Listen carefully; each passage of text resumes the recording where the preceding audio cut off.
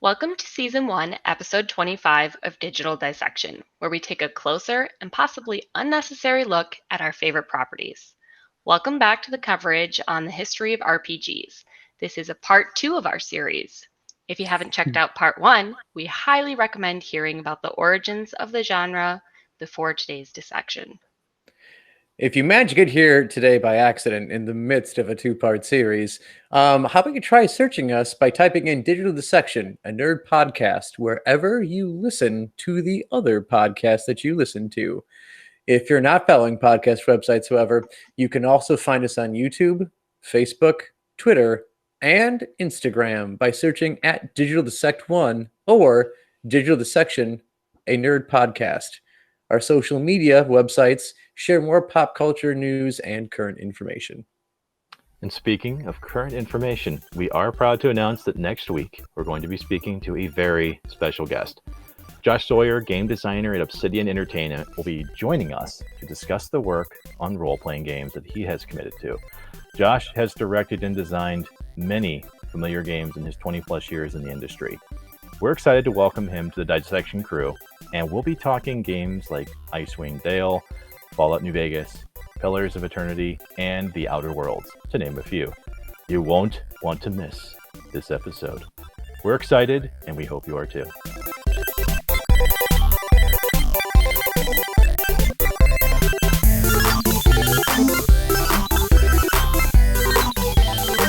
Last time on Digital Dissection.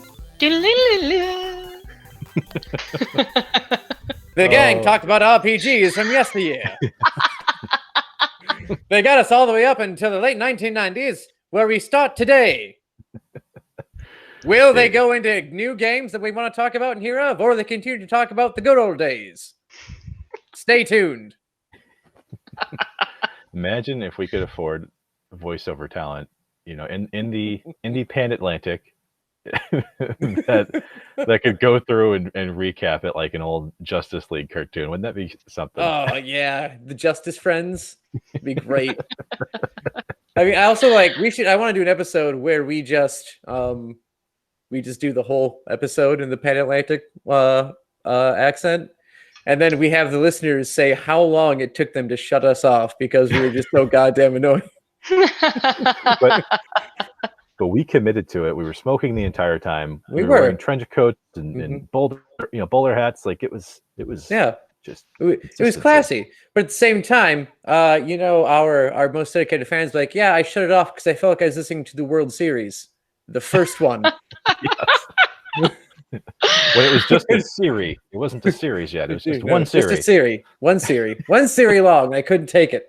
That's what it sounds like when you attend the World's Fair. Yes. The world of tomorrow. Yeah. Yes. Where people have flying cars and are having sex with robots. That's the God future. damn them. Yeah, what the hell? Yeah. But anyway, getting back into RPGs, one thing I'm going to throw out there that we didn't talk about last time that I think deserves a little bit of attention was a little ditty that came out in the Super Nintendo. I know it's one of Mark's favorite RPGs out there. I don't know how innovative it was, but I'm talking about goddamn Super Mario RPG. Oh yeah. Oh, shit. Yeah, I mean this is like early attempts at 3D graphics on a gaming console, so not PC based. And as far as like early 3D graphics go, like this thing looked a lot better than Star Fox did when it came out, and Star Fox didn't look horrible when it came out in the Super Nintendo. So if you recall back to anyone who played the original Star Fox, definitely early 3D graphics working there. But yeah, I mean this is a fun storyline. It had like the turn-based mechanics that the three of us really, really like, and I think isn't Bowser your buddy in this game? He becomes your buddy. Yeah. Absolutely. Mm-hmm. Yeah. Which is why I know we didn't spend a whole lot of time on it, but it's because of the fact that like there were different schools of RPGs, right? Mm-hmm. We had the Western world, which we largely were kind of staying within, right? Yeah, that's where we definitely was our bread and butter last episode. I feel like we might have more experience there. Yeah, a little there. In the a little bit. Yep. Not the mud era that things started off in, the multi-user dungeons, but definitely like pure dungeon crawler. Yeah, that's where we hung out. Yeah, the Super Mario RPG, I think, was really the right balance, though, of, for one, having the backing of a AAA title, right? Hmm. And then having the best JRPG creators at the time working on it too. Yeah. Because the reason why it was so easy to get behind is because it's Mario. It's like, Yeah. Yeah. Hmm. come on, I know who doesn't him. want to? I know that dude. Like, why would you not want to play with them? So I think what Hmm. was really great, just from the initial standpoint of the Mario RPG, is that it's a great looking game. Hmm. It takes familiar, but it also introduces you to new characters in the Mario universe. Yep. And yeah, it's got that isometric RPG style where you're kind of playing on a quote unquote grid that you can't see, right? And you move across the board, and you wallop familiar looking characters and some brand new ones. So Hmm. it was beautiful. Love that game. Yeah, and I brought that up because there's something that we don't have in the episode notes tonight that I'm going to bring up later, and it has to do a Oh. lot with that familiarity that you talked about, Mark. With like, who doesn't know Mario? Everyone knows Mario. So it was Nintendo's way of capitalizing off of that iconic character they'd already created and moving into the RPG world. And I'm going to use that Yeah. same familiarity of like, here's some beloved characters, here's some sweet JR like original characters. We're going to put them together, and we're going to have a great story and a great game. But we're going to move on to where we left off last time. So I think we were talking about basically like computer RPGs specifically. We basically lived there because again, like console stuff, like it started coming out like they had definitely its golden time in the 1990s, but like Yeah. RPGs were definitely dominated in the PC world. From well, I mean, I'm not going to count the 70s because that was like huge mainframe, many computers with their powers combined to summon the RPG in college universities that could afford them. And you didn't get to play them at home because like you did not have the processing power to handle those games. So where should we start with this the great world of RPG gaming on PC? Well, there is a specific event that we just didn't have time for on our Mm-hmm. last conversation, and it's going to feel a little off because we're going to be kind of going ahead and then taking a step back. Okay. So one thing that I absolutely wanted to do was explore Fallout, the 1997 game Fallout that would be created by Interplay, which was the spiritual successor to Wasteland and involved a lot of the same people creating it, right? Mm-hmm. There's a long story here about Wasteland was basically owned by EA when some of these properties were sold off, whatever, right? So Interplay couldn't call it Wasteland. They had to create their own idea. They had some different, game idea names that they were throwing around at the time, but Fallout ended up winning.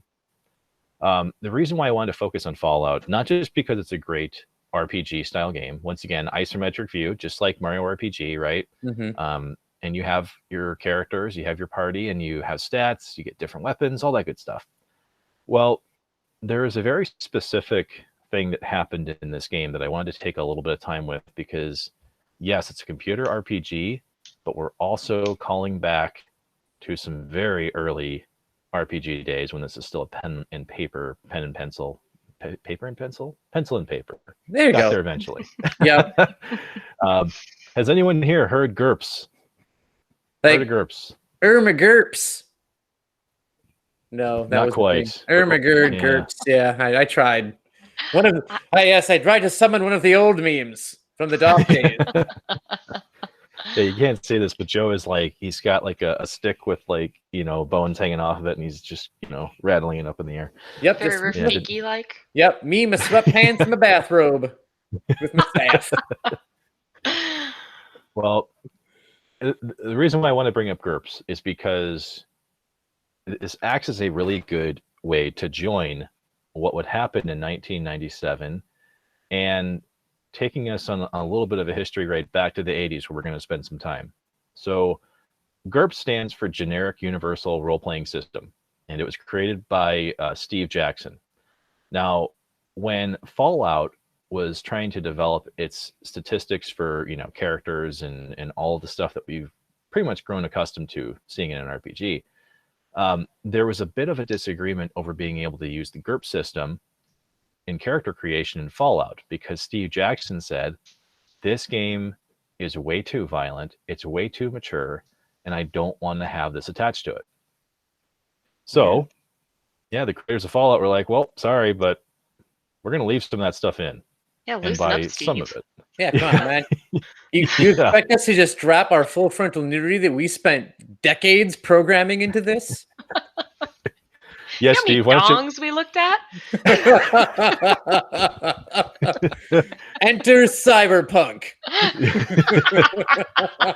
Like, Steve, you might as well just put your mug on the goddamn Quaker Oats box, okay? Because that's what you're acting like right now. Yeah. Well, I don't hate Steve Jackson for protecting the GURP system and the integrity of the GURP system. That's fine. But the folks at Interplay had to figure out, okay, well, shit, what system do we create? Mm-hmm. Well, they would go from GURPS and elevate to what's called the special system. Special system, not in quotes, but it is an acronym, ladies and gents.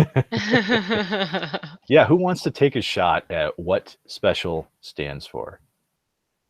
It's strength, perception, endurance. Oh, is it crit? Intelligence, agility, luck. You almost have it. Joe, do you want to take a shot? Chelsea's special. only missing one letter. It's Special. for sure the C. It's definitely the C. I got it. Special, physical, education. Oh. Crap. Yeah, okay. It's definitely crap. Definitely crap. Chelsea. Crap. Yeah, Cripes. Cripes. Crap and cripes. They're interchangeable in the Midwest. This was our Midwest plug, and we'll never do it again. Sorry. Yep. Last week was Crip, and this week it's cripes and crap. Next week we'll cover OPE. Oh, no. Yeah, the international listeners are just shaking their fists, like going, what the hell are they talking about over there? Mm-hmm. Well, yeah. So, Chelsea, you had it almost 100% except for C. C stood for charisma. Charisma. Oh, no, I should know that. Yeah. But this would be, I thought that this was a really good way of honestly vaulting us ahead into what would be, the next 20 years or so, 25 years of gaming RPGs. And this would even maintain throughout some of the later Fallout games too. So just interesting that it would come out of a disagreement though, right? Yeah. Like that's why we have it. So kind of a cool little, pit stop on our journey here. But yeah, for me, like if I had to pinpoint some of my specific RPG experiences outside of some of the titles we've already talked about, Fallout would definitely be one of them. Just because of that, once again, that pseudo isometric view where it's like sort of 2D/3D, you're tilted a little bit, and you interact with the grid system. But yeah, definitely a cool little pit stop here. And after you've listened to our intro on this show, we'll be talking much more about some of the folks behind this game in just a little bit of a week's time. So yeah, and cool. I'm always happy that Fallout enters the conversation because of my favorite jokes that I like to throw into these shows of, well, I don't have a degree in theoretical physics, but I do have a theoretical degree in physics. Does come from the Fallout series.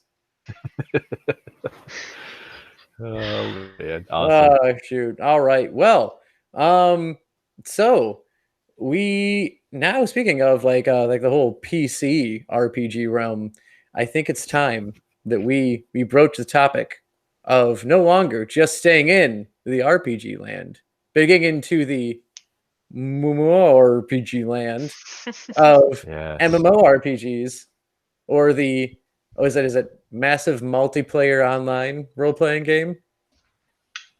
Is that the right Yes. term? I Yep. got that right? Yeah. Fantastic. Massively. Yeah. Yeah. You got all those Massively letters right. more stuff involved in You keep the falling apart thing. in the middle of the acronyms. I do. I think I'm rolling. I'm like, I've got something here, and then Yeah, I'm crap, I jiving. didn't plan this far ahead into the acronym.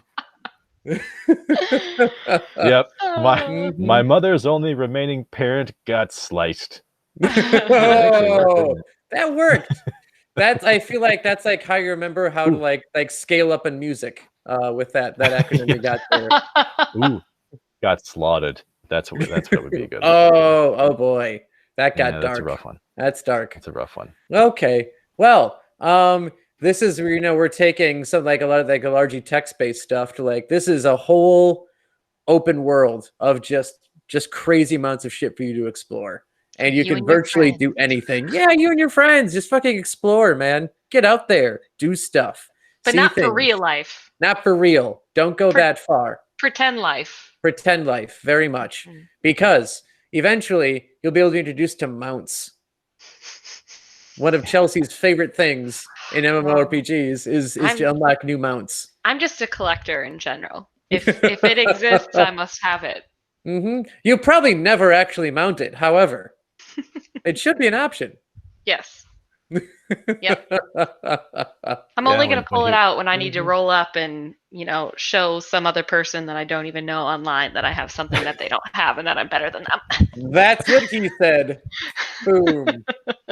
All right. So yeah, now like going like far back into the MMORPGs, like the game that I found is like one of like the actual first commercial based RPG. Never heard of. Came out 1 year before Mark and I were born in 1985, which just blows my mind that they had even if this is like this is the point. It's still like I think college mainframe based. Like it's like you have to have a pretty powerful PC. Like you weren't playing this when you got home. It was Island of Kasami or Kasamai. I'm probably butchering that, but either way, it's Kasmai. And Cosmai maybe. But then it is the first commercially available, so like I guess you probably could get this at home as long as your computer was good enough to do it. But like nowadays, you think of like your WoW, and you're paying something a month to play the game. $15, good sir. That's the price. That's the one. And kudos to WoW because like they're the only game that I think still gets away with that, right? Because like everything else, like, you know what? You can just have it. You paid for it once. No one's really like buying it every month, so you can just go ahead and keep playing. We're not going to try and do it anymore. WoW's like, nah, we'll keep charging you because you'll come back. And you're going to keep paying it. And you're going to like it. Yeah. So Island of Kasami wasn't there yet. They're not like, you know what? We're not doing monthly subscriptions because that's not even really a thing yet. Instead, they're going like the late night telephone route, and they're charging you $12 an hour to play. Holy crap! In 1985. Yeah. Who were these millionaires? That's insane. Yeah, that's crazy. These were the guys who got VHS right away. I get pissed off when my Netflix got, more expensive than $8 a month, and these people are over here paying $12 an hour to play freaking some island game. Now, when you're thinking some island game, I'm thinking Hello Kitty Island Adventure. Damn right, Hello Kitty Island Adventure. That's exactly what this was. And you can play anywhere between with one other Hello Kitty fan or 100 Hello Kitty fans playing at the same time because that's what the online server could handle. But you know what? For 1985, 100 people getting together playing online, that's pretty solid. Yeah, that's impressive. That's pretty cool. And I guess explaining that to your significant other, like, yeah, hey, sweetie, I know I've just shelled out $24 for the past 2 hours, but there are 99 other people here playing this video game with me. And this guy's been on for a week straight, so it could be worse. Well, okay, so for devotees of this show, when Joe and I first started Digital Dissection, we thought it would be funny to constantly mention inflation rates and how much things would cost then versus now. So I have come prepared, Joe, even though I had Ooh. no idea you were going to mention this. He's ran the numbers, ladies and gents, which is good He because stalled long enough so that he I- could just do some keyboard warrior research. Believe it or not, we actually have these things at the ready because we've been doing it so much. But $12 in 1985 would have the purchasing power of $30.02 today. Oh, oh my gosh. I'm single and I'd get in trouble for doing that. Yeah. Holy crap. Yeah, your mom would be calling, like, what do you mean, What are you doing? Joe? I didn't raise you to pay $30 an hour for a video game. Take that He's on a $30 fixed- and go down to the Quick Trip and find a wife so that I can have grandchildren. That's exactly what she would do. Oh my god. He's on a fixed income. Oh my God. god. That's outrageous to me. I mean, I Yeah. understand that it probably was a very costly game, you know, to keep servers up and things like that. Like, I'm really sure it probably did, you know, cost those developers pretty much as much money as they were charging to keep it even live. Probably. But still, I mean, they probably had to pay people just to sit next to, like, you know, the servers with fire extinguishers just in case they just went ablaze. someone fanning them down Yep, with just- a notebook constantly. And the donkey is you know, pushing the wheel, the wooden wheel around to keep the internet on. With a carrot tied to it, like on a string. Oh, Welcome to man. 1985. Yep, we got donkeys powering the internet. We got vests on. We're nowhere near a body of water. It's a madhouse. Oh. Oh my gosh. Well, Island of Casmai. Good lord. yep. And so we've got like the paying to play now thing out of the way for MMORPGs that we're used to today. But then 2 years later, we finally get a lot of the things that we expect out of those MMORPGs coming out of a game called Avalon: The Legend Lives, which I think this was another commercially available one. I mean, it's an 87, so it's a couple years after the one, but who knows? Who knows? I'm guessing commercially available. But like this game really went ham. It had like fleshed out economics. You could do digital farming. That was there. You with labor mechanics, you could do player-driven autonomous governments, which is crazy. So you can make up your own government in these games. You had actual like warfare and conquest systems with legions, battalions, trenches, and minefields. So you know, thousands of unique player abilities in this game and skills formed on the basis of, like, you know, their PvP system, as opposed it was like skill based as opposed to just like leveling up when you get it, sort of thing. So yeah, it was pretty big. And from what I've read, like other games like did that better, but this game is the first one that really got all those mechanics out there. So this is like, you know, when you find out like you're paying your $15 a month for WoW, and then you figure out like, hey, there are games within the game that I can do and focus on if I really freaking want to. And like Avalon was doing that back in the 80s, which is pretty cool. Have you ever seen the cover art for this game?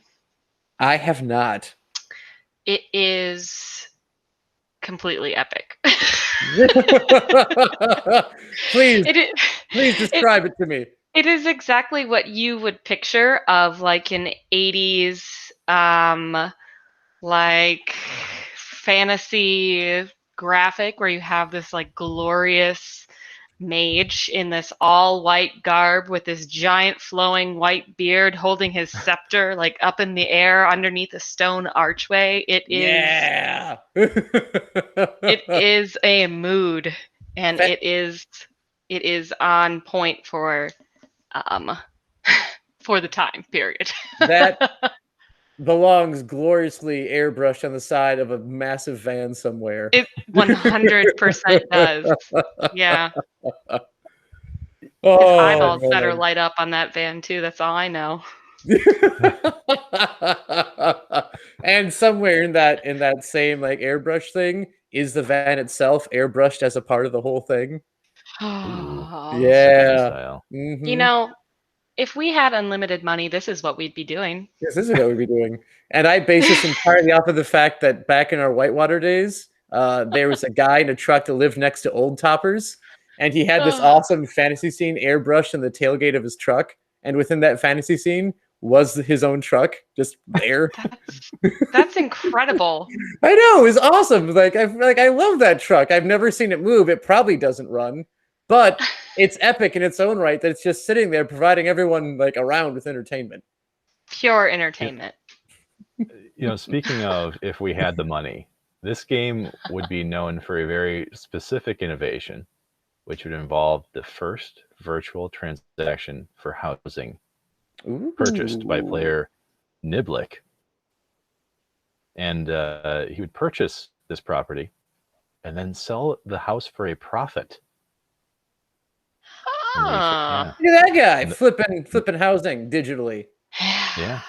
Hey, you know what? The property values in Mercenay, the first city of Avalon, definitely worth playing that market, building some equity. Do you think he went back and started the DHG TV channel? just imagine if they ripped off Flip or Flop and and you can just hear it where it's like, sometimes we buy houses sight unseen and try to flip them for a profit. Dear God. I'd come in, cover up all these skulls and all this exposed brick with subway tile, and everything would look identical. It'd be perfect. You go underneath and you can see that the structure still got the bark on it. And she's got good bones when she still has the bark on it.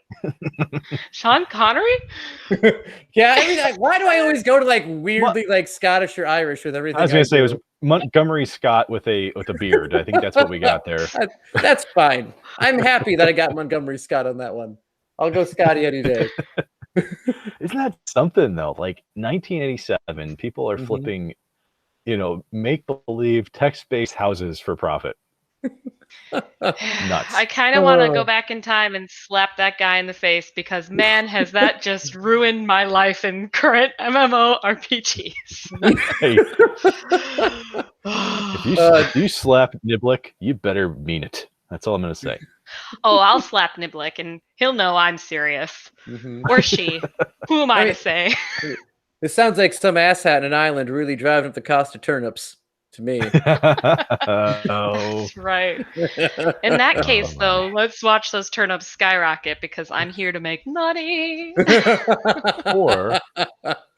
Or let's forget that we bought them, not open the game for a week, and find them spoiled across all the beaches of the island. Oh no! For now. That's wasted currency right there. That's okay. Oof. It happens. But you know what? The journey would continue. Yeah. The MMO wouldn't just sit in a box and collect dust. It would continue on, and we would eventually get in the mid 90s the big three, which would be Ultima Online, EverQuest, and Asheron's Call. Two of these games are still actually around, believe it or not. Yeah. I mean, Ultima is eternal. I think we did discuss that last time. And EverQuest hanging in there, going strong. Yep, hanging in there. I remember my brother and his friends tried playing that game for a while. I was allowed to make a character in my brother's account, so I made a wood elf archer and named him Link with a Y instead of an I. Thought it was super clever. Super cool. Super cool. Yeah, believe it or not, they wouldn't let me call him my dude. Wasn't allowed. They're like, come on, man. That's not a wood elf name. Try again. Okay. Did you mean Celebrimbor? Joe, for some reason, I'm just seeing you you name the character and you got a smirk on your face, and then you're sipping Mountain Dew. What is it? The Hardwire with your pinky out. Livewire. Code Red. Livewire. Oh, Livewire. Yeah. Oh man, it was right up there with when I think it was Chelsea's husband tried to get me to play going forward was the Star Wars MMORPG. Yeah, he and really liked that. He did. I chose the blind class of Jedis. And I named him Blinken.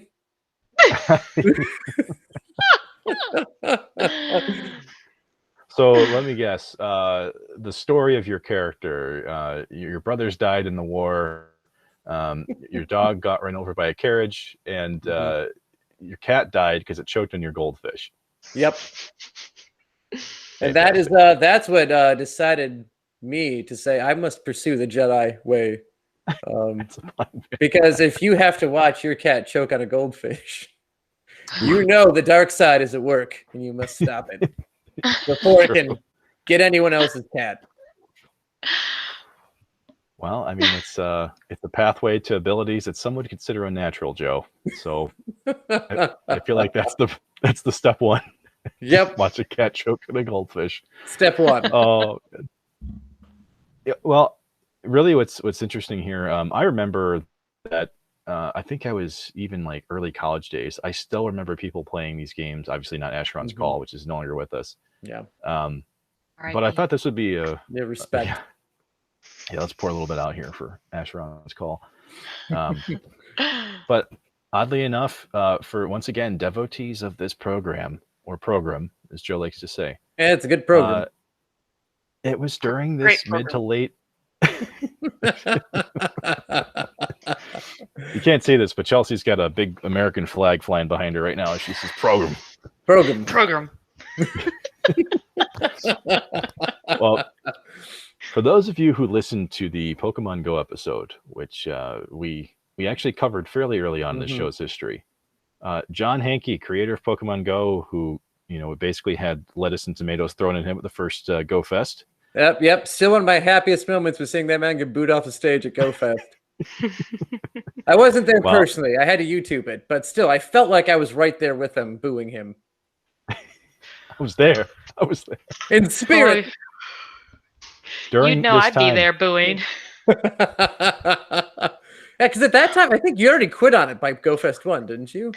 I mean, quit is such a firm, definite word. I mean, does anyone really quit?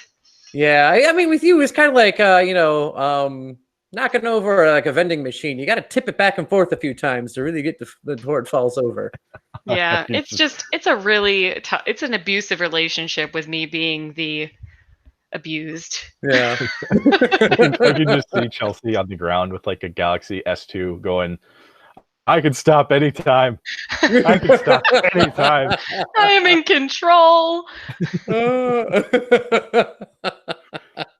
Well, John Hankey, who created Meridian 59, also one of the original mid-90s RPGs. Meridian 59, still out there if y'all want to play it. It's crazy what's still holding on. I mean, he's ruined one part of my life for me. I want to say ruined. He controls one part of my life more than I want him to. I can't give him Meridian 59. It's probably really fun, and there are people who really like the game. And I'm not going to say it's a bad game. I just refuse that John Hankey have any more of my life than he already has. I mean, that's fair. Yeah. It's also why I'll never play that stupid weather map game. There's a weather map game? Yeah, that portal game thing that they use the same Pokemon Go uses the same data from. Yeah, Ingress. Yeah, that's the one. Yep, it looks like a stupid weather map. You can't tell me that's fun. I mean, I have no idea what you're talking about at this moment.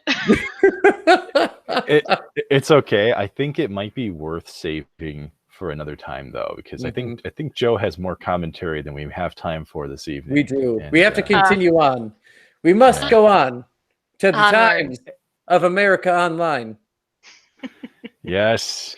We're talking about a little game called Neverwinter Nights. And I mean, this would be, like Joe said, this is powered by AOL, and I think it lived exclusively within AOL, didn't it? I'm pretty sure that's what it was powered by. Yeah, that was part of the draw of the game, I believe. It was draw to AOL. It's like, hey, check out this sweet game that you need our web system or our web provisions to play. But don't worry, we're going to be sending you CD-ROMs of our service for the rest of eternity. Yeah, I still have them. They make great coasters. Oh yeah, except for that little hole in the middle. Yeah, I mean that's why you need to use like a soda can because it just sweats around the hole. Naturally. Yeah, naturally just goes around there. You use a cup, it's going right through. Yeah. Just a smaller water stain then. Yep, they're also great for if you're attacked and jumped in the middle of the night, you can just throw them. Mm-hmm. Yeah. But anyway, Which, Neverwinter Nights. as as primitive as this may have been, working with AOL, it is credited, even though we mentioned the big three already, it is credited to be the first MMO that was graphics based and not just working off of text. So yeah. I mean, for as ridiculous as those dial-up days were, we got this banger out of it. Yep. Yeah. But yeah, honestly, that game ran for a good amount of time. It actually went up until 1997. So from 91 to 97. That's a good run there. Yeah. Yeah. Yeah. Yeah, you can hang on out in Neverwinter, nights and days. So, but yeah, I hear that's a hotter than hot in more than one way. Oh my god! Oh my god! Oh. And this is why we have the comment section, folks. If you got that reference, yeah, please, and you either like or hate Joe for having said it, please post it there. And if the reference is also stuck in your head for any duration of time, you're how welcome. long? Yeah, you're welcome. Or I'm sorry. One of the two. You pick. Well, yeah. Well, continuing our march down, what do we want to call it here? MMO lane. Yeah, there's been a lot of side quests, but it's part of it. I mean, that's a part. Yeah, that's a part of any RPG. Yeah. Yeah. You don't just get to go straight to the end. That's ridiculous. No, you don't get to do that. You don't get to play the story from A to B to Z uninterrupted. No. You go from A monster to B to an asterisk to a 1 to a weird symbol that I've never seen before in my life. You go all the way back. Yes. Well, this would be kind of the point of Phantasy Star Online back in 2000 on the Sega Dreamcast. Ooh. Yeah, this was an action-based RPG. Now, Sega, unfortunately, is the recipient or the benefactor of just decisions that didn't quite go well for them. Yeah. And Sega chairman Isao Okawa instructed the Sonic team to develop an online game for the Dreamcast, which literally everybody had. Everyone. I had 2. I mean, I did have a Dreamcast. See, and I'm the only one who didn't. I'm the only one who didn't have it. So either way. I didn't have it. I'm glad Chelsea did. I don't know any other person that had one. I thought you were making a joke. I legitimately was, because Okawa believed that this was the future of consoles. We're going to be all playing MMOs only on consoles. That's what we're going to be doing all the time. I mean, I don't think he's truly incorrect, but MMO-based console games just haven't done nearly as well as the CRPGs that we've kind of been covering, right? And one of the few examples of the console-based RPG actually still doing well is Final Fantasy XI, which would come out a couple of years later in 2002. So the reasons for that we can get into without obviously doing a review here. We're trying to cover the RPG, but does anyone know what about Final Fantasy XI made it such a game changer? No, that's not meant to be a joke. But why was it a game changer for the MMO?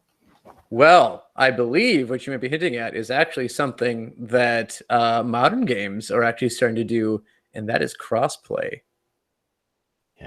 Yeah, you could play this thing. If you had a PlayStation 2, you could play with people who run their PCs. Yeah, it doesn't. No longer must we war with our friends who stupidly bought the other console instead of the one that you purchased. Yeah, I was definitely on a little PlayStation island in college. And everyone was on their Xbox. Like, all right, that's fine. Y'all have fun over there. Yes, all of our other friends had Xboxes. Yep, and we just sat there playing our story-based games that were fun. Well, hey, you know what? This game would endure for a couple of reasons. You mentioned crossplay. It does live exclusively on the PC now, so it's still around. I know we've talked a lot about titles in this episode so far, but I do want to talk about a very specific mechanic in this game that very few RPGs attempt, and even fewer actually get it right. Now, you're familiar with picking a class in an RPG, pretty standard, right? Mhm. Well, Final Fantasy XI, you actually pick jobs, and you can collect gear that align with different jobs. And so jobs basically equal classes, right?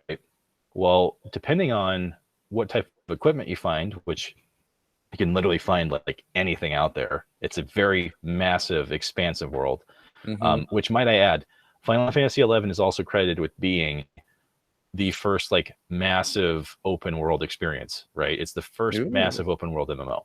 But this jobs and classes idea you can change really whenever you want. Like if you want to go after a different armor set because you found some cooler stuff that you want to go after and do different skills with, have at it. You can go that direction. And so Final Fantasy XI, I mean, it was great because, for one, that type of flexibility and actually having that kind of freedom you just didn't have it in any other game. No other MMO or no other RPG could come close to that. It did come at a cost, though, because in Final Fantasy XI, it was just a really fucking hard game.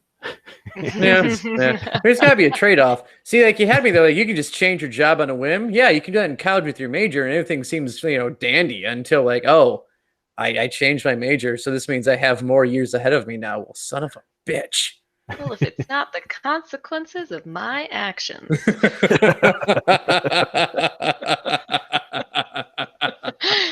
Yep. or the real life consequences of what Joe actually did in college, for those of you watching at home. Yeah. This is what you get when you're a semester away from graduating and you change your major. Whoops. But hey, to change the topic, we are now in, I believe, around 2002 with Final Fantasy XI. And here is where my strategery of talking about Mario, or the Super Mario RPG, comes into play, because another action RPG hits the stage in 2002 that is a Square Enix game that is massively popular. I wonder, and I'd is feel it also magical? it is very magical, I would say. It takes place in a magical kingdom, you may even want to go with. Quite whimsical, of course. Does it involve the strategic usage of keys and shoes that just don't fit any actual human being? Way too big. Way too big. Must have giant shoes for stability reasons. Stability, and probably entertaining the children, because that's what clowns use, right? Their big shoes entertain the children. So it's there. A guy with shoes that big, he fucks. Yeah, he fucks. You know what they say. Yeah. Yeah. Big shoes. Big socks, man. Big shoes, big socks.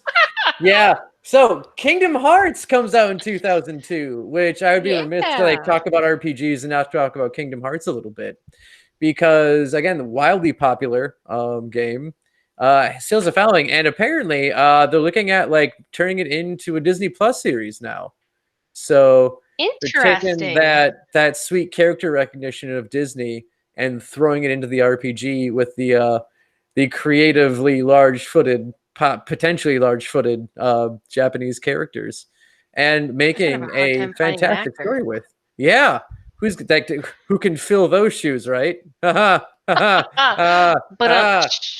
here 2 days a week, ladies and gents. Yeah. We'll stop now, though. I'm so sorry. Yeah, I'm sorry. We won't do that again. But like, here's like, this is a time where like it was weird because like action-based RPG, and I wasn't complaining about it because it was a fun game. Yeah. And I think it's because, I don't know, like it was new and it's different. And you had Goofy there, so it wasn't going to be normal anyway. So you just knew, like, this is going to be something different when you got Goofy and Donald hanging out with you. Right. And you also didn't know any different, because that's how the game always was. So, yeah. Perfect. For those of you that listen to our Side Stitch this week, you might be picking up on some of the residual spiciness left over from Mhm. Final Fantasy shift from turn-based to action-based. Based. And Yeah, and yeah. Mm-hmm. but I do strongly agree that Kingdom Hearts as an RPG was a very fun game because it obviously took some of our favorite Disney properties and Mm-hmm. gave them a different angle for you to experience it from. But from a purely RPG standpoint, I think it's. I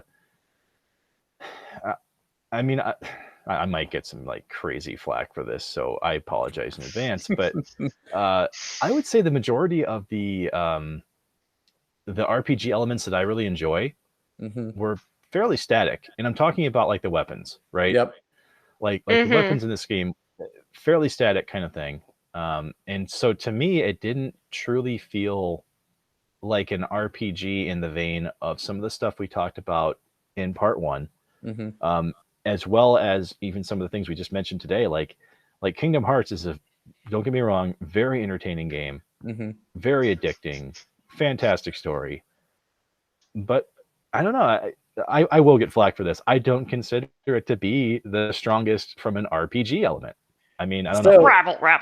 This is basically this is Mark's "It's not you, it's me" speech that he's giving the Kingdom Hearts right now. You're great, Kingdom Hearts. You're so great. You're going to make someone else so happy. But that's a no for me, dog. But it's not bad though. I mean, it's an entertaining game, but you're probably going to have one of those. Someone is going to say that, and it's not just me. I don't mean just me. Hopefully, if you're listening to this, and someone else probably agrees with me, and not just the man in the mirror. Okay, I'm going to put it out there. Oh man. No, sure. I do agree with you. I can see how, because there are RPGs out there, that are super complex and they're difficult, and there's a lot of decision making and a lot of things that go, into your weapons, into your stats, into, everything that you're equipping and putting on your character. I mean, all that's super baked into, what it is to be playing an RPG. And I think with, with that Disney title and everything like that too, I think they're just trying to apply or, be more appealing to more of the masses. Mm-hmm. And but seriously, the most interpretation and creativity you're going to get from this game is designing your gummy ship. I mean, that's why I'm not trying to get myself murdered here by like criticizing this, because I love the game. I played the shit out of it. But as far as like RPGs that like as we're going through time here, right? Like as we're evolving from console-based RPGs, text-based RPGs, and now we're getting, into some of these more modern iterations. I would think that that you would see more customization as we go, not continue to see more of these maybe linear like linear style of weapons acquisition, even customization for the most part. There's not much of that at all here. Yeah, so you said the good chip lollipop just wasn't enough for you. No, it was not. No. Need more, Joe. Yes, and that's why just a year later, I think you may get more with a little game called The Knights of the Old Republic in 2003 by BioWare. Oh, dear God. Yeah. This is what Mark was looking for, because because this is just a phenomenal game. Like, if you have not gotten a chance to play Knights of the Old Republic, you can still get it, I think, on the PC. If you don't want to get, you can say I get the PC. What is this, the Hartford and AARP, Joe? The PC. You can get it on the PC if you don't have it for your consoles. You can still play it on PC. It's still operable. They still work on the servers and stuff. But yeah, no, like, you get more of the customization because you can pick what your character looks like more. You can pick what your lightsaber is going to look like different classes and subclasses to pick from. And you just get much more of that RPG that you really, really want with it, along with an incredibly incredibly solid Star Wars story. Yes. That builds off of existing like I think there are comics also out at this time or novels about like the Old Republic, and the game like builds off of these. So the game developers, I know when they were making this, were definitely helping relying off of like some of that mythos, because there's a great like mid-story twist in this game when you are, no matter what you do, because it does have the game has like an alignment system. So like the choices you make in the game actively make you go to either the light side of the Force or the dark side of the Force, which is really cool. And those actions will determine what happens in the game. But it seems like even no matter what you might try doing, the game may steer something in its story towards one direction, and it gets to a point that's very interesting. I don't want to give it away if you haven't got a chance to play it. I know it's an old game from 2003, but oh my god, if you haven't played it, such a great twist in the game. Go out and play some Coder. And Joe, this game, from an RPG standpoint, I always tell people this game is why sperm banks exist. Okay, you play the game. Yeah, they don't give you porn at the sperm bank. They have you play Knights of the Old Republic, and the whole thing goes so much faster. Because oh god, it's just it is such a wonderful game. I mean, and BioWare, would go on to create another massive property in the pseudo RPG space here, but Knights of the Old Republic is yeah, it's I think it's a soft spot in the heart of every gamer who's played it. Fuck, was it fun, man. So fun.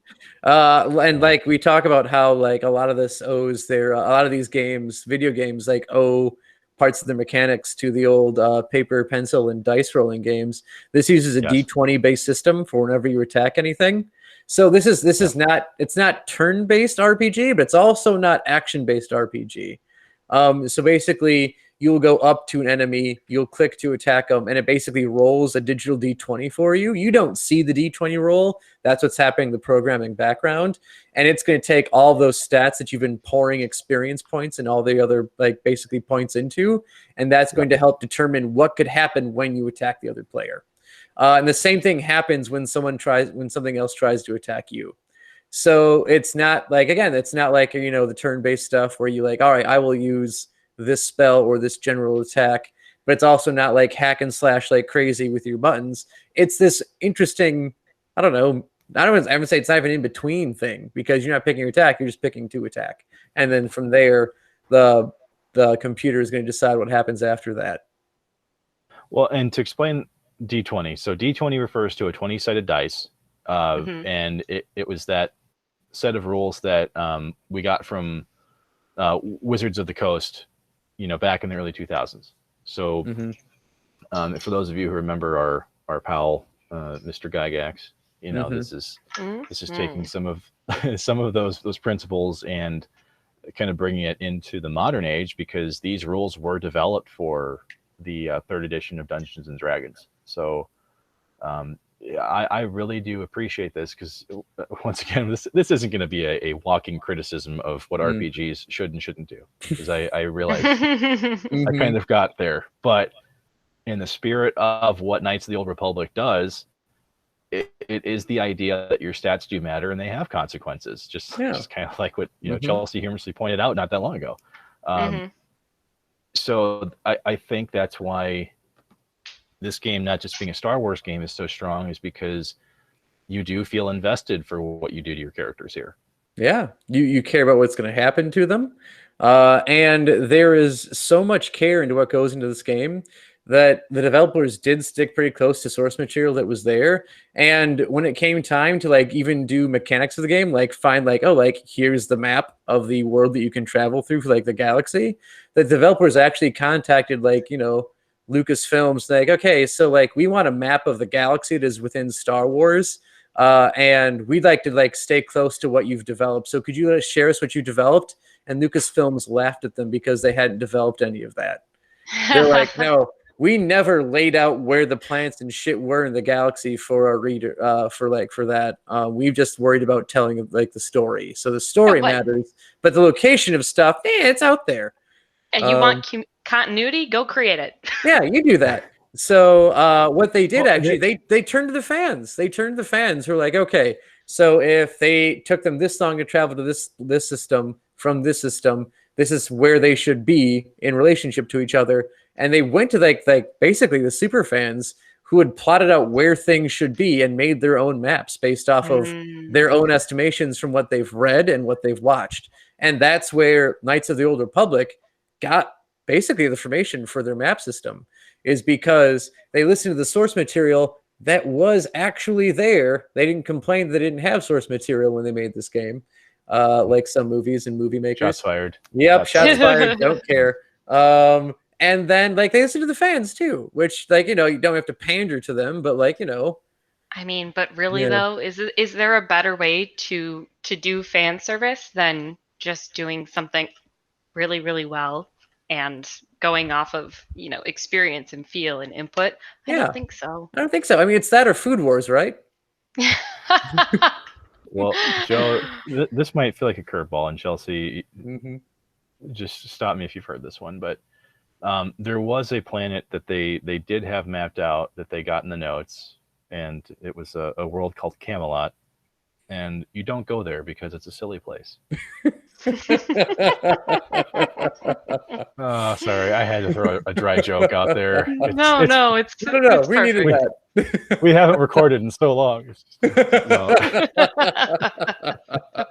Well, all right. So we talked about Blizzard last week, right? Yeah. The folks behind Diablo, StarCraft, Warcraft, which, these aren't RPGs. These are, well, Diablo is, but, strategy games.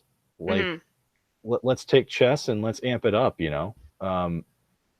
So I know that Blizzard would give us a fairly indie independent game here in 2004. Yeah, real small game. May have heard of it. Yeah. I'm not sure. I know. I don't think we can talk about MMOs obviously without bringing up World of Warcraft. I feel like when you speak about them, that's what people think about. You think about WoW. So yeah, I don't know. World of Warcraft came up, hot on the tails of the 10-year anniversary, of those excuse me, of those original Warcraft games. And, to this day, it's one of the highest grossing, longest running MMORPGs on the planet. It does not get bigger. It is a behemoth of a game, and it still is kind of crazy to me that neither of you have played, because that doesn't make sense. Yep.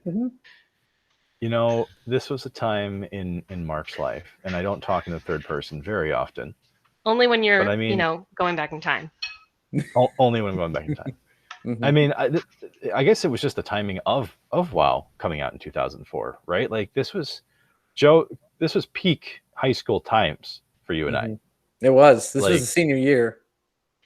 Like these were the fast times, right? Like this is. I mean, I don't know. That's why I think I didn't really get into this very much. But the thing that I always wondered, because I've played MMOs, after WoW came out. I played Lord of the Rings Online, as I mentioned before. I played Final Fantasy 11. I guess since I haven't actually played World of Warcraft, Chelsea, what about this experience was so different from that came before it? Yeah, absolutely. So full confession, I have not played since the very beginning. So I was not a vanilla WoW player. I started playing Mists of Pandaria was my first expansion, and I started playing solely because my husband, who was just my boyfriend at the time, had spent 3-4 years begging me, trying to convince me to play this game. It was definitely this makes no sense. Why won't you play this? You like everything else. You're going to love this game. Please take a hit of this crack. He So it just eventually it happened because just create a character. That's all you have to do. Joe, he says this to you all the time. He Joe, does. just come on, create a character. Let's do it. He'll even let you be the dwarf character. It'll be great. He'll even let you be the dwarf character. Although you can't be one of the pretty blood elves because this is an alliance household over here. Damn it, I wanted to be a night elf mohawk. For the alliance. Yes, absolutely, which is hilarious because right off the bat, that was the first thing. I'm like, ooh, but this character, I'm going to create a blood elf. Look at how pretty it is. And he was just like, no, you can't. No. You can't do that. You will not hoard in this house. Yeah, Yes. he's like, absolutely not. We're on Storm Rage. It's an alliance server. You can't do this. It's a big deal. Listen to me. You're not doing that. So we're just like, okay, strike one. This is some bullshit. Yeah, no. I'm like, okay, we hate these people. Got it. I can do that. Absolutely. We hate them. We don't really know why. Mhm. But yeah, we do. So I left my dreams of a pretty elf in the dust and created a Worgen Warlock, which is just like this gnarly half human, half werewolf. And I don't know, it didn't take long, there's a lot that you can do with character customization, and then you get out there and I can walk around, I can go anywhere. I've got to pay attention to a lot of stuff. I've got to look at a lot of little things. And it was just, before you know it, like a friend is calling me up wanting to go get coffee, and I'm just like, oh God, okay, I have an hour and a half and I can play this game for an hour and 15 minutes, and then I can speed over to the other side of town and then have coffee and then come back and continue playing the game. And you've got a raid coming up, so coffee has to be quick. Yes, that is, so that's a really good thing that you honestly bring up. So like there with WoW 2, I think one of the cool things about the game is obviously it's multiplayer, so you can get online and play with all your friends and do things in a group, and things that require coordination and people to play different roles and have some strategy and do things like that. Or you don't have to play that way at all. You can, and which is how I started playing the game, honestly, which was just by myself. I don't really want to talk to you. I don't really want to do any of this. I just want to go around and spend my time enjoying the game, leveling up slowly, catching, all the little collectible things that are possible to find and get. And then, it evolves like all addictions do. And then before you know it, you're in a solid routine with dungeons, and you're a mythic level raider, and you don't have control of your life anymore. And it's true though. It doesn't matter which, like, I don't know if you want to call it modern MMO or MMOs, but like the thing that I always thought was funny about MMOs, because you play them to interact with other people, right? Or at least normally. I mean, that's the plan. I was one of those people. I would jump into an MMO. Like I played Lord of the Rings online for the better part of like 2.5, 3 years. I almost exclusively got from level 1 to the cap just grinding and playing up on my own.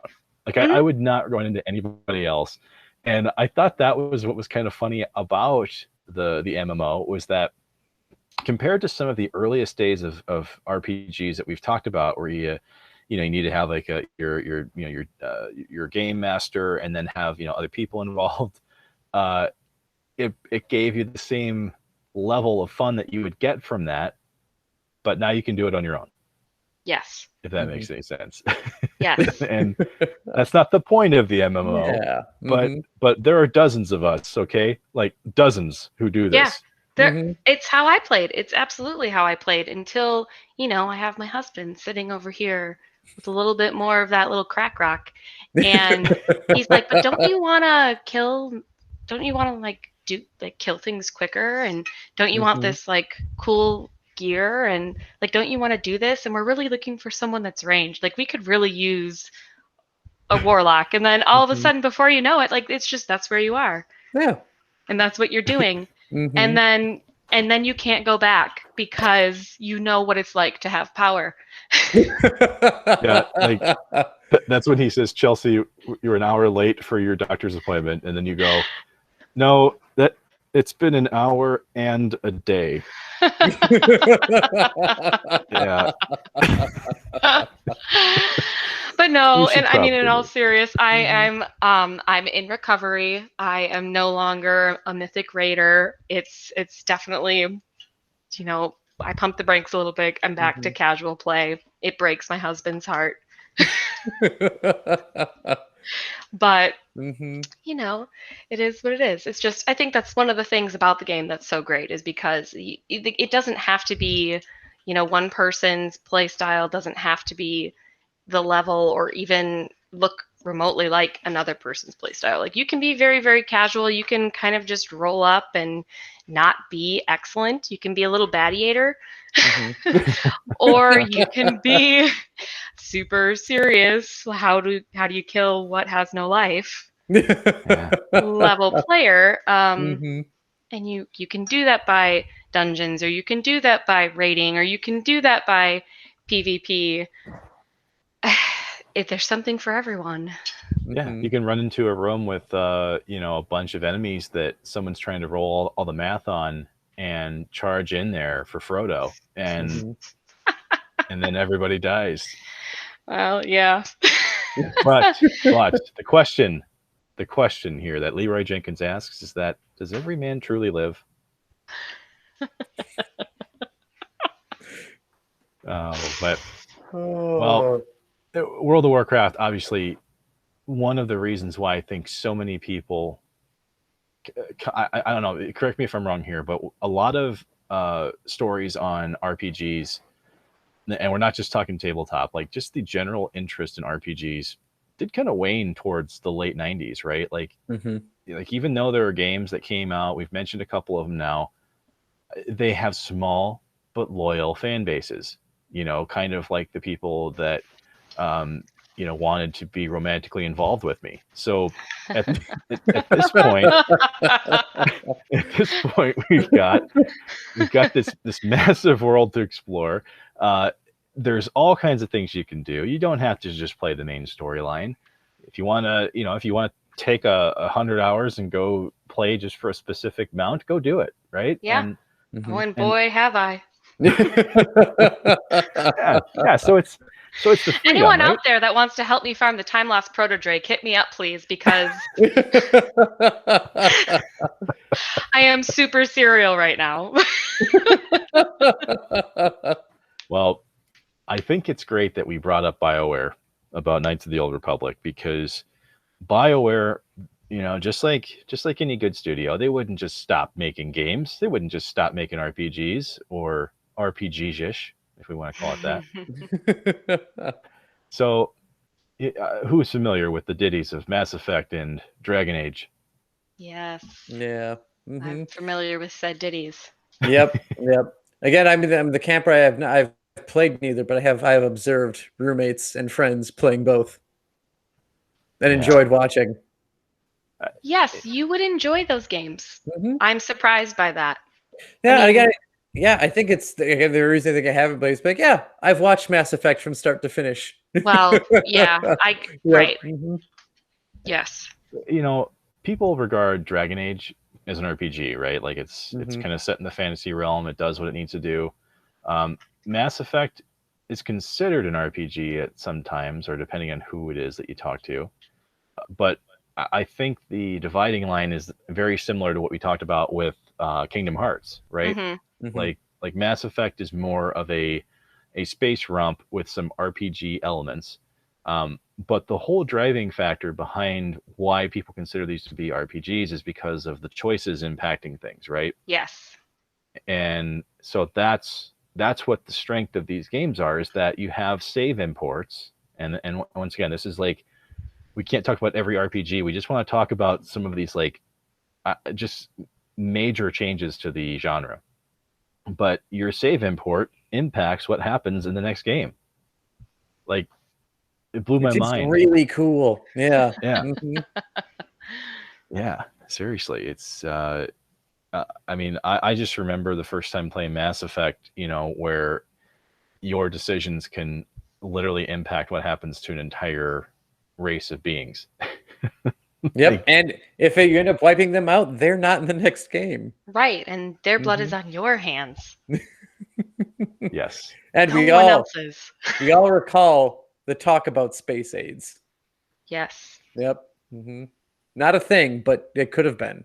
It could be. Have you been to space? You don't know. You don't know what space AIDS are like. Yeah. They're probably But you don't want them. That's for sure. Definitely no. They're definitely not good. Can't be good.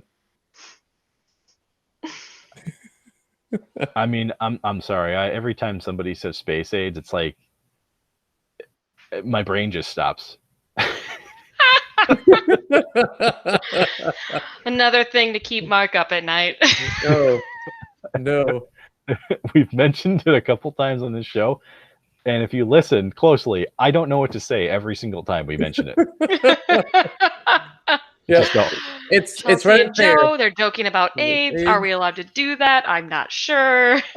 I blame South Park with Canada. The whole Canada romp. That's where it came from. South Park did it first. We're fine. It did, but I mean, Mark had the similar reaction when he first saw Peter Dinklage's space pants. Oh, yes. On SNL. Yes. Yes, they're a tour of the solar system. Yes. If you haven't watched it, I am linking that in this. Yes, this we will link the shit out of that. His intergalactic space pants. But these are, I once again, I'm fine taking the flack on this if it comes down to it. But I mean, I think it's really the choice. It is the choice here that really makes these RPGs. Oh yeah. And there's a party building mechanic behind it too that I think can lean towards, certain RPGs, right? Yeah, exactly. And I think that's the detail that folks gloss over, especially with Mass Effect, where you can choose specific skills that your party members get, and even though the different members can pick the same skills, it's like, well, why would you character build just to have two people to do the exact same thing? So I want 5 bloodlusting warriors. That's why. Twinning, motherfucker. But isn't it crazy to think, though? I mean, and maybe I'm overstepping a little bit here, but for us, it took a long time for us to get these types of decisions in games, right? Now, I know that Fallout would dip into this a little bit, so don't get me wrong here. Fallout would do this, but as far as kind of bringing us back to, I don't know, maybe a more strict RPG outline, if you want to consider it that. I mean, I think of Elder Scrolls usually when I think of the right balance between this like first person, third person experience, and then having a strong RPG, framework to it. I concur. Yeah. Yep. That's all I got. Yeah. I mean, this thing went first person, didn't it? For Fallout. That was a big thing. Yeah. Yeah, it's like kind of. Yeah, kind of. Well, but just like with so Fallout and Elder Scrolls, right? Like they both have RPG elements to them. But you can actually play both in first person and third person. Yeah. So a lot of the experiences we've talked about today are largely third person based, right? Although actually, I think in WoW, can you do first person as well, Chelsea? Yeah, you can scroll away and enhance. Yeah, you can. I mean, I think it also, and for these types of games too, it depends on what you're doing within the game, right? Like if you're trying to find something or locate like a particular detail, I mean, obviously you're going to really need that first person viewpoint. Yeah. For me personally, I don't like to run around in every game like that. I like to see my character. I like to see the world. Yeah. So I don't know. Otherwise, there are a lot of RPGs out there where you never do, and it's just like your character's hands, and that's it. Yeah. And what's the point getting all that badass armor if you can't, bask in your own glory? Yeah, when you eventually sometimes zoom out and you go, oh shit, I forgot I was a lizard. Like, or you get to a cutscene and it's like, oh man, my character is literally almost naked but has a really high power or a really high armor rating somehow.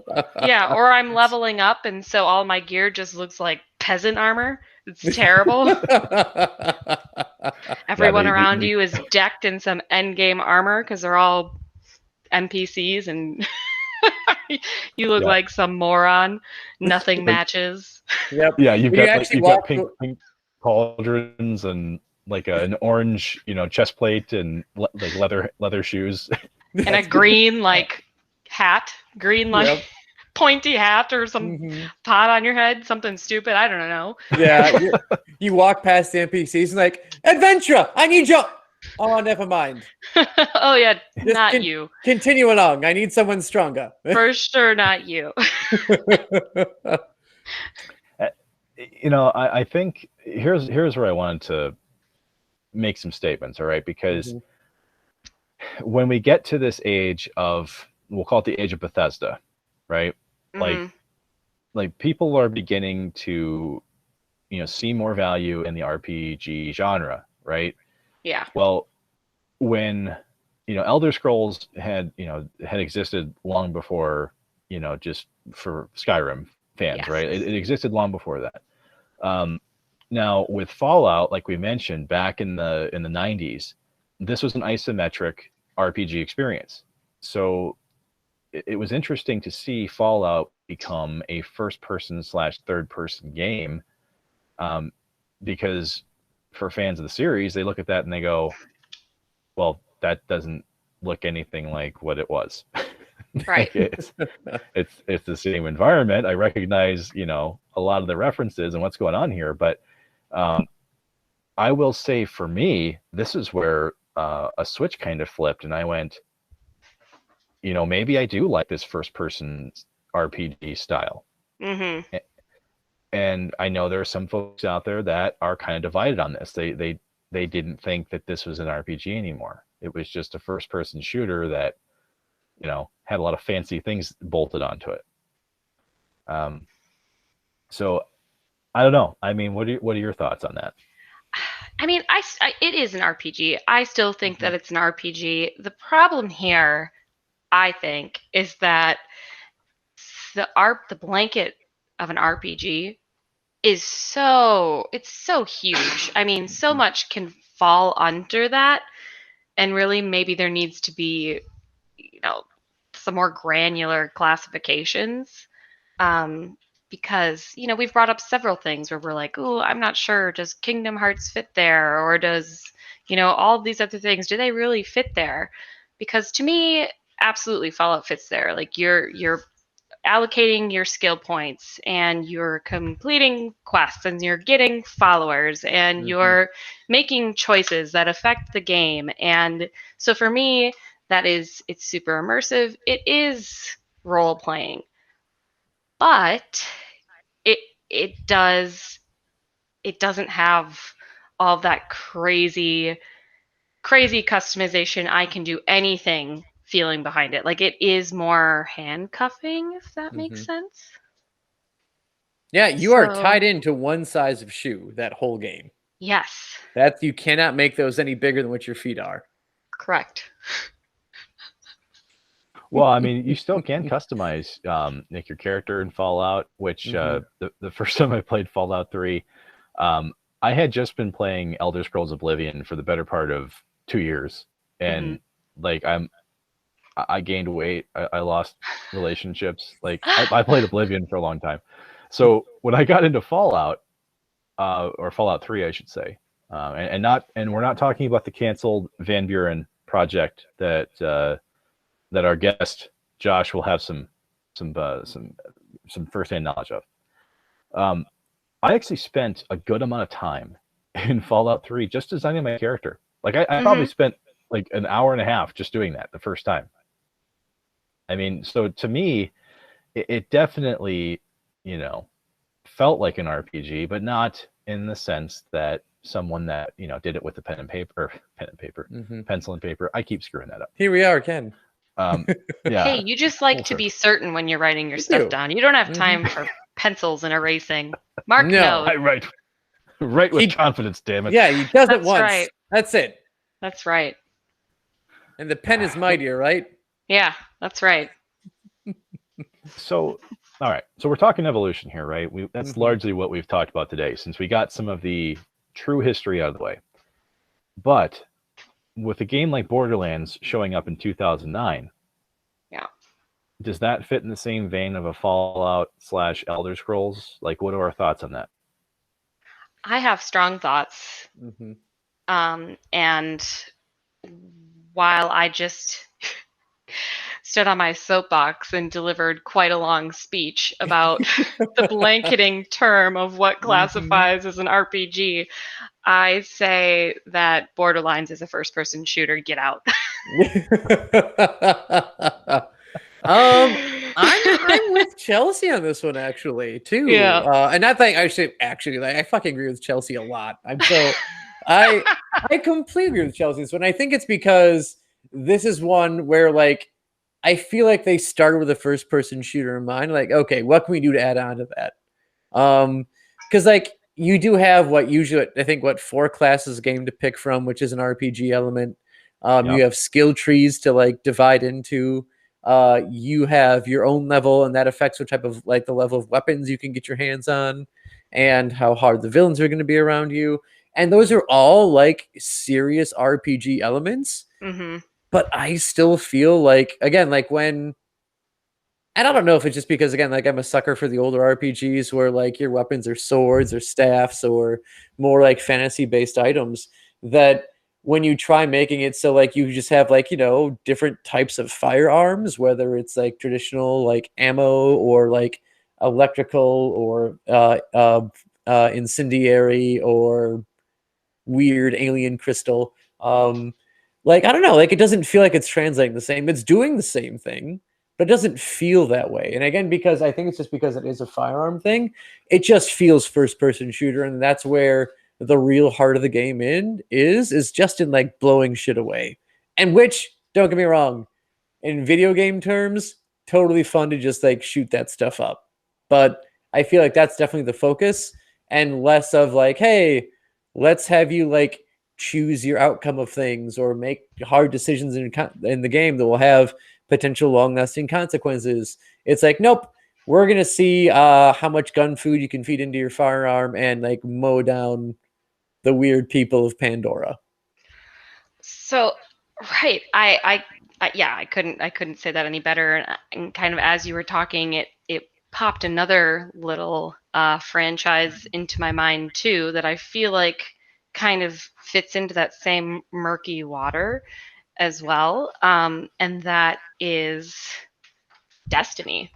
Because does a dungeon, does playing as a group, does a quote unquote class, does that make an RPG? Or at what point are we just using some of these terms that are found in RPGs and like applying them to like something that really is a first person shooter, like a Halo, like a Call of Duty type of dynamic? That's the reason for why I wanted to bring this up, because I mean, an RPG is by definition, it's just a game in which players assume the roles of characters in a fictional setting. Yeah. So players take responsibility for acting out those roles within a narrative, either through literal acting or through a process of structured decision making regarding character development. So in this case, most of the games that we have discussed today, for the exception, of maybe, World of Warcraft, maybe Knights of the Old Republic to an extent, maybe some aspects of the Elder Scrolls and Fallout, like those all involve, a pretty good amount of customization to a character. And with regards to Elder Scrolls and Fallout, and as you guys have mentioned, Borderlands to an extent, they offer RPG elements, but I don't think that you can classify them as true RPGs. And some might fight me on this with Elder Scrolls because it's like set in a fantasy world, right? Like it Right. incorporates a lot of that stuff. But I don't think that you can just say RPG equals fantasy. It Right. doesn't. Just because you're a wizard doesn't mean it's an RPG. Yeah. Just because you can't be late, nor can you be early and arrive precisely when you mean to. Like that doesn't mean RPG. Yeah, Right. just because some watery tart is distributing swords doesn't mean you get to be an RPG. Exactly. Which is why I think there's such a dividing line between tabletop RPG players who have been doing this for a very long time. Which, by the way, like tabletop is fun as shit. Don't get me wrong. Oh yes, it is. Very much so. Yeah, but I think that's why there may be some of these battle lines drawn. Once again, not a joke.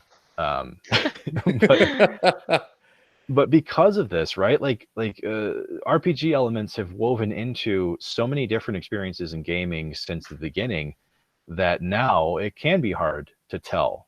Okay, what is this truly? Because we didn't even mention The Witcher. No, we didn't get to that. There's so many. You can't. We would be here for. We could have a podcast strictly about RPGs, and that's all we would talk about. And eventually, I would weasel into the NBA 2K series being an RPG, just because I can pick my tattoos, my hairstyle, I can pick my stats, I can pick my shooting stuff, and depending on how I do in the game, all that shit can change, including my salary. So that's an RPG, everyone. So maybe RPGs didn't disappear for a while, but mainstream games just started picking up all the best things about them. I think so. I think that's what it is. So Joe's basically saying, what is an EA sports game, but RPGs persevering? Is that? Oh my gosh. I mean, I'll take that over Destiny because I think it's because Destiny just made me so mad as a human being that I can't accept it being anything. There with you. Like, I'm sorry. Like, you telling me the fun starts when the game is over? I'm like, what sort of weird bullshit is this? And then the fun is apparently doing the same 5 raids over and over again for gear to use in the same 5 fucking raids until they come out with DLC that's actually on the disc and you're just paying to unlock what's already on the disc. Like, nope, I hate you. You are not an RPG. You're the worst part of capitalism, and I love capitalism. I totally agree, and I hate that too. But there are people out there, and like that's why they play. Like my husband loved the Destiny games, and it was like a dark period for me. It was awful. I hated hearing the same exact like recordings of audio every single night, like every single all the time. It was all I ever heard. But like they're the loot lust, right? Like there's some people. That's why he likes to, why he still likes to raid and do dungeons and things like that. And going back to WoW, it's because like it's the loot. It's what am I going to get? This is the best thing that I should have. And in order to get it, I have to slug through this dungeon 50,000 times because it has a 1.5% drop rate. And I want that shit. But at least like WoW gives you comfort is like there is just so much fucking shit to do in World of Warcraft that you can use that armor for. Yes. Whereas Destiny is like, I'm going to struggle through all this grind to get this armor. And then I'm going to do what I could clearly do with the last armor that I had. Like, why? Oh, yep. I remember because I did not last long in that grind with Matt. Like, I remember being on that train for a while. I'm like, dude, this is my stop. And I'm not going to lie. It's been my stop like probably a good 5 stops ago, but I just rode the train because we're buds. When you came out and confessed to hating the game, I like, yes. Yes, let's start a fan club. Let's get him to stop playing it. It's awful. It's like they took like a classic thing from an RPG, stripped down all the other great stuff, and then just left you with a grind that isn't even very in depth and in-game transactions. Even like Peter Dinklage even quit that game. Yes, he was the only thing about the game I liked. The only thing I liked was hearing his voice, and then when he went away, I was like, you know what, I'm out. Well, you guys have kind of brought something up that's interesting that we've talked about within just the gaming industry, right?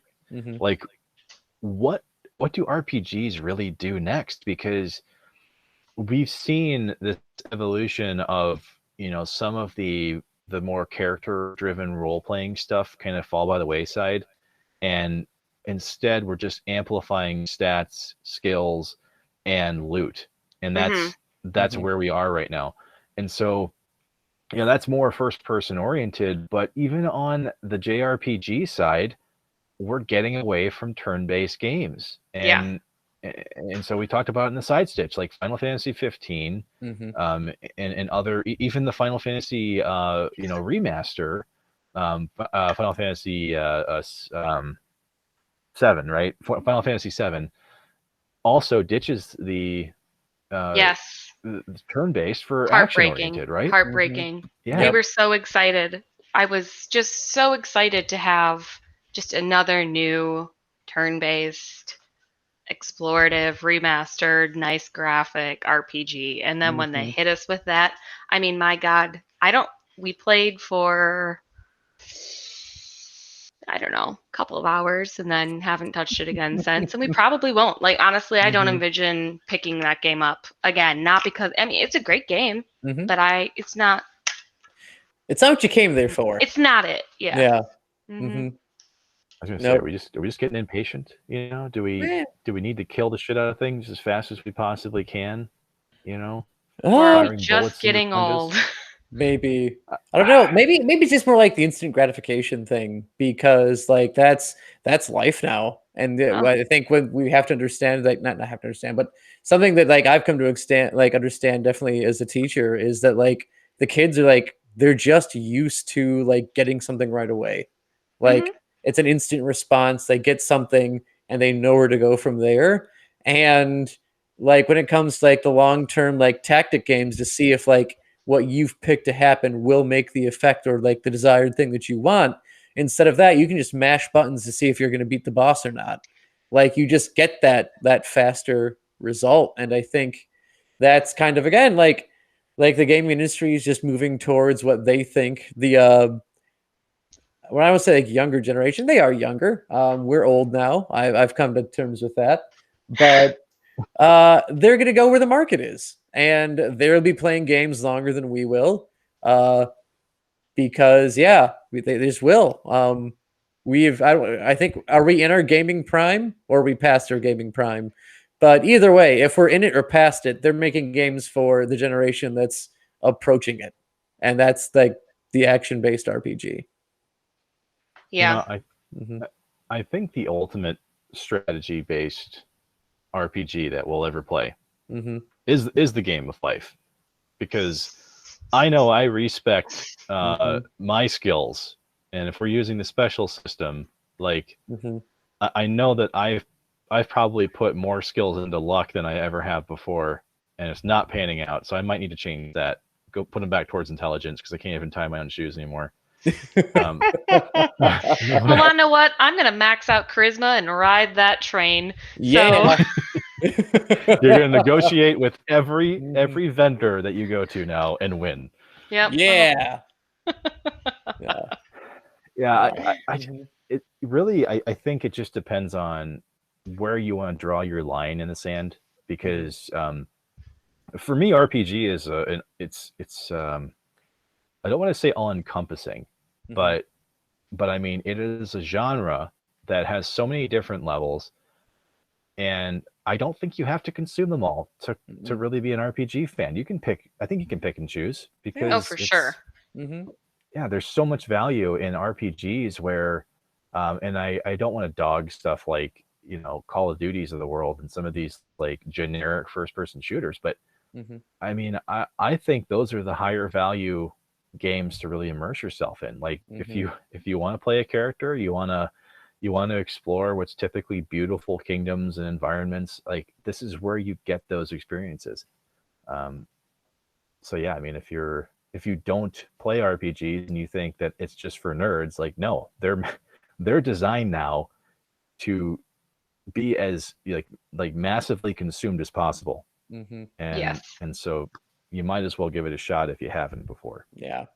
Although, I mean, I could say of where I'd want the futures industry to go. And now I'm not gonna go back to I'm not gonna be like the stubborn old man. It needs to go back to its roots. But I think I don't even know if this game is considered an RPG. But Star Trek Bridge Crew, which is a VR game, because it's literally like you're on a ship, everyone has a specific role on the ship, and then you're all in control of the bridge, and you all have to perform your duty to survive the missions and the quests that you're going on. And that's something that I think would be like an awesome future of the game, is just or of the genre, where you can have this VR experience and you're literally immersed in the game, and a quest or something happens to you and your party members, and you have to work together to overcome it, to gain experience and gain points to level up as things go along. And eventually it just becomes Ready Player One. But it all starts with Star Trek Bridge Crew. Yeah. So come on, just create a character. Yeah. I know you're gonna like it. Just create a character. I'm really shocked we didn't get a Scotty impression out of that, but you know. Yeah, I've done enough bad Irish, Scottish for the day.